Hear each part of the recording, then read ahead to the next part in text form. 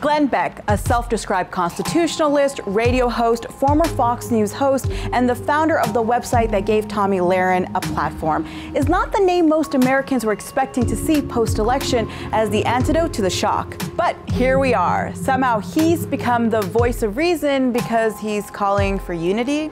Now, Beck has been saying some of the right things. For instance, before the election, he said he had empathy for Black Lives Matter, as should other conservatives. Many of the people who are marching, that are not burning things down, they just want to be heard. And we're saying all lives matter. And he's consistently been critical of Donald Trump. Has people chanting, put them in jail about the press. When is someone's opinion on a public figure something that is jail-worthy and not First Amendment protected, Bill? This guy is a nightmare. He is so undereducated on the issues.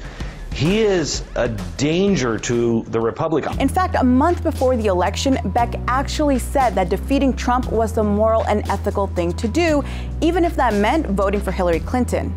He's even denounced Breitbart editor Steve Bannon, Trump's chief strategist, not for being a white nationalist, but for giving a platform to some. Here's a guy who is taking his platform and saying, I'm going to give the alt-right a voice in this country.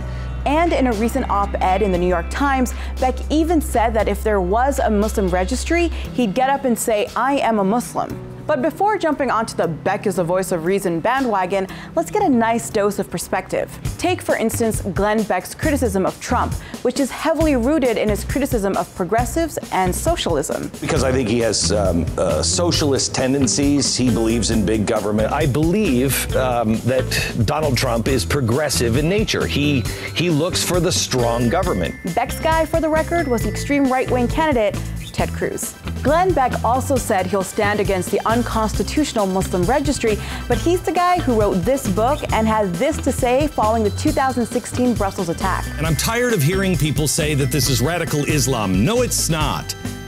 This is traditional Islam. And while he said he wouldn't give someone like Steve Bannon a platform, he totally was cool giving platforms to people like Islamophobic conspiracy theorist Frank Gaffney, and for years spreading misinformation about creeping Sharia. Glenn Beck also played a crucial role in setting the stage for a Trump presidency.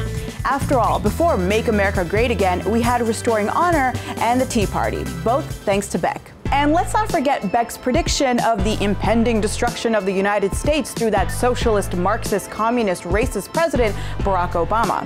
Once, Mr. President, once deny Marxism, communism, revolutionaries. Tell us you are against all of this. This president, I think, has exposed himself as a guy over and over and over again who has a deep-seated hatred for white people or the white culture. I don't know what it is. In a recent interview with The New Yorker, Beck did say that he made some mistakes about Obama who made him, quote, a better man. He's also said that other Americans should learn from his mistakes and try to unite the country, not further divide it. But how much unity and reason should we expect from someone who's built his career setting the stage for President-elect Donald Trump?